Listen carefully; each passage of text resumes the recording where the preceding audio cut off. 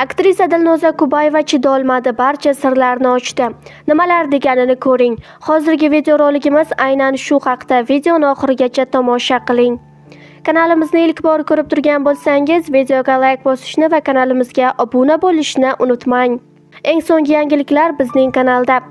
O'zbekistonda xizmat ko'rsatgan artist Dilnoza Kubayeva doim o'z qadriyatlariga sodiq, prinsipial va haqiqatparast ayol sifatida tanilgan. Xonanda so'nggi paytlarda ijtimoiy tarmoqlarda ko'payib ketgan soxta sahifalar haqida fikr bildirdi. Instagramda soxta Dilnozalar paydo bo'lib, hatto pul ishlash darajasigacha yetib kelishdi. Ayrimlari tadbirlar uchun odamlardan oldindan to'lovlar ham olgan, deydi Dilnoza. Uning so'zlariga ko'ra, bu holat yuz bergan paytda u vaziyatga jiddiy yondashgan.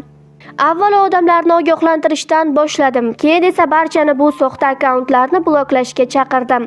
Menimcha bunday holatlarda birinchi qadam ogohlantirish. Ammo agar ochiqchasiga hurmatsizlik yoki aldov bo'lsa, albatta qonunga murojaat qilish lozim, dedi aktrisa.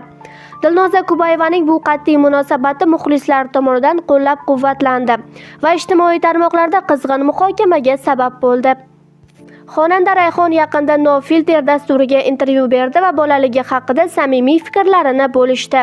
U aytishicha, uning bolaligi oddiy bolalikdek emas edi. U doim faol edi. Avval bog'chaga qatnash, keyin prodlyonka, undan keyin esa musiqa maktab-internatida ta'lim olgan. Har kuni o'qish, pianino chalish, mashqlar qilish va doimiy rivojlanish. Buning sababi uning kundalik hayotining ajralmas qismi bo'lgan. Oddiy bolalar kabi hovlida bemalol o'ynash, ko'p dugonalar bilan vaqt o'tkazish imkoniyati esa deyarli bo'lmagan. Ammo aynan shu qiyinchiliklar uni mustahkamlab, sabrli va hayotdagi turli sinovlarni yengishga tayyor qilgan. Rayhonning hikoyasi shuni ko'rsatadiki, ba'zi bolalikdagi qattiq mehnat va cheklovlar keyinchalik insonning muvaffaqiyat sari intilishida eng katta yordamchi bo'ladi. O'zbekistonning sevimli xonandasi Jasur Umirov yangi taronasi bilan muxlislar e'tiborini qozondi. Sev tamom sev nomli qo'shiq YouTube platformasida e'lon qilindi va tez fursat ichida keng auditoriya tomonidan tinglanmoqda. Qo'shiq hali rasmiy klipga ega bo'lmasa-da, tinglovchilar orasida katta qiziqish uyg'otdi. Ijtimoiy tarmoqlarda foydalanuvchilar taronani iliq so'zlar bilan qabul qilib, xonandaga tabrik va minnatdorchilik bildirmoqda.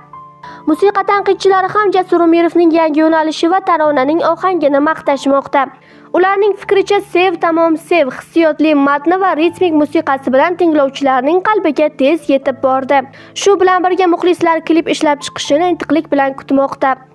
Shu tariqa Jasur Umirovning yangi qo'shig'i hozirda nafaqat YouTube, balki ijtimoiy tarmoqlarda ham keng muhokama qilinmoqda va xonandaning ijodiy faoliyatida yangi yutuq sifatida baholanmoqda.